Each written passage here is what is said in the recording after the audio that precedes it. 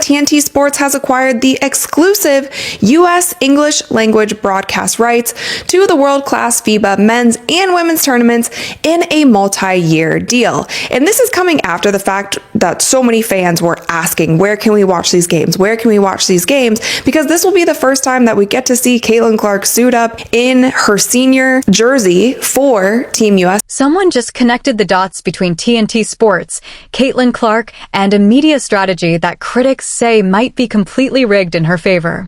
One expert recently broke down the entire situation, pointing to the numbers, the deals, and the suspicious timing behind it all. According to the analysis, everything seems to line up a little too perfectly. As soon as the breakdown hit the internet, the reaction was exactly what you'd expect: loud, chaotic, and full of people who clearly didn't want to hear it. Supporters rushed to defend Clark, while critics argued that the media machine around her is bigger than the sport itself. Now the real question is being asked: is TNT genuinely investing in the future of women's basketball, or is this simply a Caitlin Clark-centered business strategy disguised as a sports revolution? The debate is heating up fast, and everyone seems to have an opinion. I do just kind of think that it's ironic that both TNT Sports it was hosting Unrivaled and now will be hosting these FIBA games, because you better believe, you guys, people are going to be comparing the ratings. They're going to be comparing the ratings whether you like it or not, and we will just see what the viewership is like for these Team USA games. Now you can see from the schedule here, they play on March 11th, March 12th, March 14th, 15th, and the 17th. Now I am planning on going live for all of these games. Let's start with the news that quietly set the internet on fire. TNT Sports has officially acquired the exclusive U.S. English language broadcast rights to the FIBA Women's Basketball World Cup qualifying tournament. The multi-year deal is done, signed, and already making waves across the sports media world. And the timing of this announcement couldn't be more interesting. The tournament, taking place in San Juan, Puerto Rico from March 11th through March 17th, will mark the first time fans get to watch Caitlin Clark suit up in a senior United States women's national basketball team jersey on live television. Coincidence? That's what some people are asking. For weeks, fans had been wondering where they would actually be able to watch these games. Nobody wants to reach tip-off only to discover the broadcast is hidden behind a complicated streaming app that requires 3 passwords and a miracle to log in. So on the surface, TNT stepping in to secure the rights sounds like great news, and in many ways, it is. The games will be accessible, the broadcasts will have real production quality, and fans will finally be able to watch without jumping through hoops. But here's where things start to get interesting.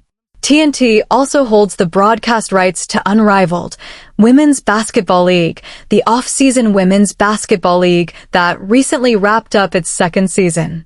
And the reality is, the television ratings for Unrivaled this year were, putting it politely, not what anyone hoped for. Viewership numbers came in soft, far below expectations. Ironically, the one thing that did generate real excitement for the league was its city tour format, where games were taken on the road and played in different markets. Fans loved that part. The television ratings, however, told a very different story. Them any leverage in negotiations, because you can see from the viewership, like, Unrivaled can't compete with the WNBA and everything that the WNBA has built over 29 years. And I know Nafisa Collier kept saying, like, we're running a sustainable business. Unrivaled has only been around for 2 seasons. And while I do think that it was awesome that her and Breanna Stewart were able to put together this league and get a lot of investors and get a lot of sponsors, and all of that is admirable, and I applaud them for that, they used that really heavy-handedly in these negotiations, and I do feel like it has always been a conflict of interest, and it definitely turned from something that started as an off-season league where players didn't have to go overseas to a way to actively put down the WNBA. Now consider the bigger picture. TNT Sports holds the broadcast rights to Unrivaled, Women's Basketball League, a league that struggled to generate strong television ratings. At the same time, the network has picked up the rights to the FIBA Women's Basketball World Cup qualifying tournament, which just happens to feature Caitlin Clark wearing a United States women's national basketball team jersey at the senior level for the first time. To many observers, that combination doesn't look random. Critics and rival voices have started drawing direct connections, arguing that a media strategy is forming around Clark as the centerpiece of women's basketball coverage. Some analysts say the network's portfolio is starting to look like a deliberate effort to position Clark as the face of its entire women's basketball lineup. Whether that's a conspiracy or simply smart business depends on who you ask. Online reactions have been intense. One side is celebrating the increased visibility for the sport, arguing that any spotlight on women's basketball is a win. The other side believes the moment is being engineered to push one name above everyone else in the game. And then there's a third group of fans quietly sitting in the middle, people who simply want to watch basketball and are relieved the games will actually be on television. But the timeline adds even more intrigue.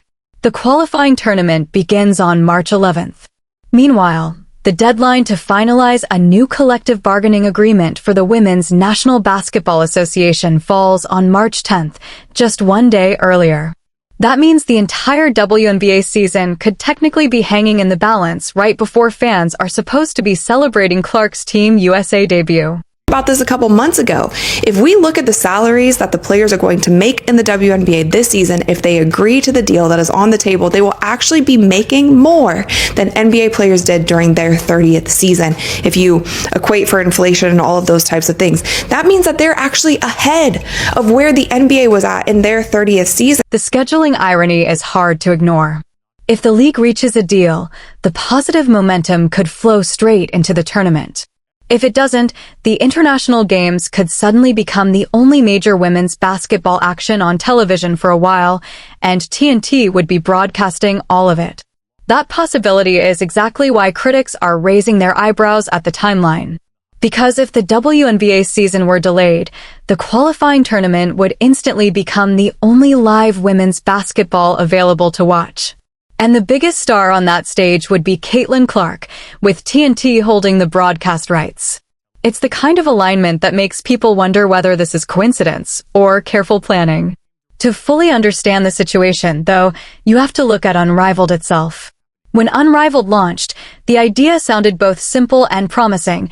Create an off-season league so top WNBA players wouldn't have to travel overseas during the winter. Give them a domestic option, allow them to stay healthy, remain in the United States, and earn additional income. On paper, it made perfect sense. But the conversation around the league quickly shifted. Instead of being framed solely as support for players, Unrivaled began appearing in discussions about leverage in the WNBA's labor negotiations. Some players and league founders started suggesting that if the WNBA didn't increase pay and benefits, athletes could simply choose Unrivaled instead. The message changed from "we built something to help players" to "we don't necessarily need the WNBA." And for some fans who initially supported the idea, that shift created an uncomfortable feeling about where the situation might be heading. Here's the reality check that a lot of people in those conversations didn't seem willing to say out loud. Unrivaled, Women's Basketball League, cannot compete with the Women's National Basketball Association. The television numbers make that clear. The WNBA has spent 29 years building its foundation, nearly 3 decades of infrastructure, marketing, fan bases, brand partnerships, television deals, and history. Unrivaled, by comparison, has existed for just 2 seasons. Trying to use a 2-season league to pressure a 29-year institution into restructuring its entire economic model isn't leverage. It's optimism, backed by some very aggressive PR. And then there's the injury situation. Several players who were hurt while playing in Unrivaled are now unavailable for the FIBA Women's Basketball World Cup qualifying tournament. Aaliyah Boston and Sonia Citron will both miss the tournament in San Juan, Puerto Rico. Boston's situation in particular has raised eyebrows. Details about her injury have been kept extremely quiet. The only information publicly available is that she suffered a lower leg issue and returned to the Indiana Fever for evaluation. There's no report of surgery or crutches, but as fans saw last season with Clark, soft tissue injuries can still keep players sidelined for significant time, even when they don't look dramatic from the outside. The body doesn't always announce how serious something is. Now consider the business side of this. Union leadership is pushing for specific goals, revenue sharing, shorter CBA terms, and limits on season length. Meanwhile, rank-and-file players are being asked survey questions that some critics believe steer them toward certain answers rather than clearly explaining all the options. Players like Kelsey Plum and Breanna Stewart have hinted at this problem. The frustration isn't just about the league's offer. Some players feel they haven't been given a clear explanation of what a stalled season could mean financially. Because the truth is simple, the players who fully understand the numbers are quietly watching everything unfold. They know that a new WNBA season, with a higher salary cap and potential supermax contracts, could create more long-term income than any off-season league realistically can. And while all of this debate continues, Caitlin Clark is walking into Team USA camp in Miami, smiling at cameras and preparing to play in a FIBA qualifying tournament that TNT will broadcast to a national audience. Whether the media machine around her was deliberately constructed or simply formed through sheer gravitational pull, the result is the same. The platform is enormous. The spotlight is fixed on San Juan. And every rival, critic, and skeptic who once said women's basketball would never reach this level of attention is now doing the same thing as everyone else. Watching on TNT.